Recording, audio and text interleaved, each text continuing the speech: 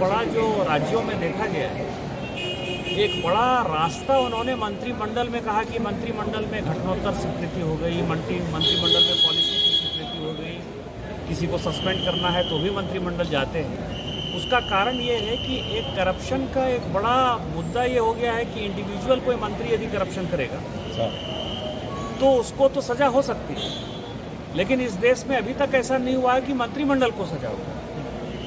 लेकिन मंत्रिमंडल में जो मंत्री हैं उन्होंने जो वो एजेंडा पास किया है उनको जानकारी है कि नहीं है, उन्होंने सोच समझकर पास किया कि नहीं किया, इसके लिए कोई तो एक नियम कानून होगा ना। तो इसी के लिए मैंने कहा है कि जो भी पॉलिसी बनी, अब आप समझिए कि शराब की पॉलिसी स्टार्ट हुई, रघुवर दास जी के समय जो शराब की पॉलिसी थी उसको बदला गया, बहुत अच्छा काम है, कोई भी सरकार आएगी वो बदलेगी। और उसके 6 महीने के बाद जो है फिर से एक नई पॉलिसी आ गई। तो 6 महीने में ऐसा क्या हो गया कि 2 पॉलिसी चेंज हो गई। उसी तरह से उद्योग का जो है बड़ा पॉलिसी था, इंडस्ट्रियल पॉलिसी था।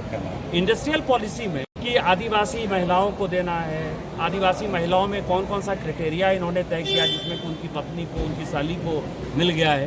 तो उद्योग की पॉलिसी जब चेंज हुई तो उसमें से मंत्रिमंडल के कितने लोग सहमत थे। फिर मनरेगा का एक ऑडिट है, मैं आपको बताऊं कि बड़ा सवाल है। जैसे ही हमारी सरकार गई और इनकी सरकार बनी तो सभी जगह मनरेगा में ऑडिट हो रहा था। आपको यदि ध्यान हो तो 3 महीने तक जो है इन्होंने ऑडिट को कंप्लीट रोक दिया, जिसके लिए भारत सरकार ने भी पैसा रोक दिया था।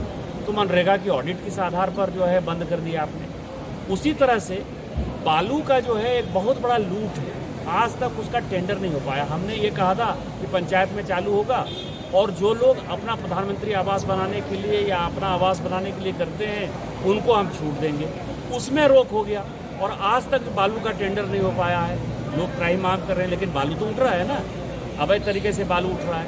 उसी तरह से माइनिंग लीज में कब ये तय हो गया कि माइनिंग लीज की फाइल जो है वहाँ मंत्री तक नहीं जाएगी या डीएमओ तय कर देंगे। तो ये सारे ऐसे विषय हैं जो पिछले 2-2.5 साल में लोगों को भी जानने का है, एजेंसीज को भी। एजेंसीज किसी को तंग नहीं करना चाहती है ना। मान लीजिए कि मंत्रिमंडल ने ये बहुत अच्छा निर्णय ले लिया तो मंत्रिमंडल के सारे सदस्य बताएंगे कि हमने ये अच्छा निर्णय ले लिया, तो सेंट्रल एजेंसी उनको क्यों तंग करने के लिए जाएगी। लेकिन यदि मंत्रिमंडल में किसी मंत्री को पता ही नहीं है और इस तरह की पॉलिसी यदि बदल गई तो जो लोग जिम्मेवार हैं वो जेल जाएंगे। सर 2 बड़ा उसमें से कई एक नाम तो हाईकोर्ट में दाखिल हो गए जी। तो ऐसा नहीं है ना कि मैंने नाम दिए और वो नाम हवा में थे।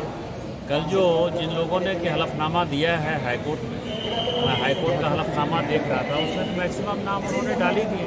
कुछ नाम छूटे हुए हैं वो अब इन्वेस्टिगेशन में आ जाए।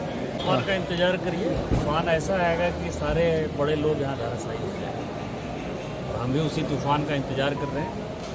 कल से लेके आपको 2-3 दिन बाद तक जो है शुभ समाचार हमेशा मिलता है। मैं कौन नहीं तो पेड़ बड़ा उखड़ेगा सर? पेड़ नहीं, घर मकान सब उखड़ जाएगा, पेड़ तो बहुत छोटी है। thevoiceover.in. Like, share, and subscribe. www.thevoiceover.in